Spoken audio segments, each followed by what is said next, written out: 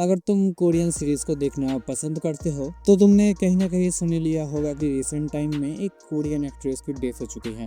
इस एक्ट्रेस का नाम है किम से रॉन, जिनकी उम्र 24 साल है। करीब 2 दिन पहले 16 फरवरी मतलब कि संडे को दिन इस एक्ट्रेस की बॉडी इनके ही अपार्टमेंट सोल में मिली थी। अगर तुम कोरियन सीरीज को देखना बहुत ही पसंद करते हो तो तुमने इस एक्ट्रेस को ब्लड हॉर्न सीरीज में ही देख लिया होगा। एंड मैं भी इसी सीरीज की वजह से इन एक्ट्रेस को जानता था। ये सब जानने के बाद मैंने इन एक्ट्रेस के ऊपर थोड़ा बहुत रिसर्च किया तो ये पता चला कि 2023 में इनके ऊपर एक ड्रंक एंड ड्राइव का केस था, जिसमें कि ये गिल्टी भी प्रूफ हो चुकी थी। एंड आफ्टर दैट इनकी जो अपकमिंग सीरीज थी जिनका उन्होंने कॉन्ट्रैक्ट साइन किया हुआ था, या फिर ये मान लो कि इनको उन प्रोजेक्ट से निकाल दिया गया था, या फिर ऐसा कह सकते हो कि इन्होंने ही खुद बहुत सारे कॉन्ट्रैक्ट को रिजेक्ट कर दिया था। एंड ब्लड हॉर्न के बाद इनकी आज तक कोई भी सीरीज रिलीज या कोई भी मूवी रिलीज नहीं हुई थी। एंड अब तक इनके डेथ का रीजन अच्छी तरह से खुलासा नहीं किया गया है। इवन की कल तक ऐसा कोई न्यूज भी नहीं था कि इन्होंने सुसाइड किया है या कुछ और हुआ है, लेकिन अभी रीजन दिया गया है कि इन्होंने सुसाइड किया था। और सबसे शॉकिंग चीज ये है कि इस एक्ट्रेस की उम्र बस 24 साल की।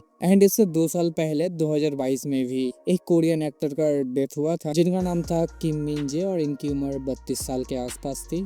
एंड इनके डेथ का रीजन था हार्ट अटैक। फिर 2022 में ही एक और कोरियन एक्ट्रेस की डेथ हो जाती है जिनका नाम था किम मिन सो, जिन्होंने स्नोड्रॉप जैसी किड आवाज में काम किया है। मतलब कि हर एक 2 साल में कोरिया में किसी एक्टर या एक्ट्रेस का डेथ हो जाना बहुत ही कॉमन हो चुका है। किम से रॉन, जिनकी मैंने ज्यादा सीरीज तो नहीं देखी है, बस इनको ब्लड हॉर्न सीरीज में ही देखा था। और ब्लड हॉर्न एक ऐसी सीरीज है जिसके बाद ही मैंने कोरियन सीरीज को देखना स्टार्ट किया था। मतलब कि उससे पहले भी बहुत सारी कोरियन सीरीज को देखा था, जैसे कि all of us are dead, squid game, लेकिन उस टाइम पे उन्हीं सब के ड्रामास को मैं देखता था जो कि बहुत ही पॉपुलर हुआ है, किसी दोस्त ने सजेस्ट कर दिया या सोशल मीडिया पर बहुत ज्यादा बात हो रही है इस सीरीज के बारे में। लेकिन ब्लड हॉर्न्स एक लौती सीरीज थी जिसे देखने के बाद मैं लिटरली अपने आप से बोल रहा हूँ कि ये क्या देख लिया। जिसके बाद से मान सकते हो कि कोरियन सीरीज को देखने की जर्नी ब्लड हॉर्न के बाद ही शुरू हुई थी। And next year blood horn का सीजन 2 भी आ रहा है, जहाँ पे बहुत सारी ऑडियंस कंफ्यूज हो चुकी है कि अब ब्लड हॉर्न सीजन 2 की स्टोरी कैसे होने वाली है।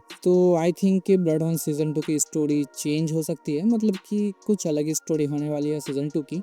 लेकिन हाँ, हो सकता था कि अगर ये एक्ट्रेस अब तक जिंदा होती तो चांसेस थे कि सीजन 2 में इनको देखने को मिल सकता था, क्योंकि जिन्होंने सीजन 1 देखा है उनको पता ही होगा कि ये कोरिया से जा चुकी थी उनकी दादाजी के लास्ट विश को पूरा करने के लिए। एंड हो सकता था कि सीजन 2 में वो फिर से वापस कोरिया आती, लेकिन अभी ऐसा कोई चांस नहीं है। सो तुम्हें कैसा लगा ये न्यूज़ सुनकर? अपना ओपिनियन कमेंट में जरूर बताना, और इस तरह के वीडियोस और भी देखने के लिए डू सब्सक्राइब।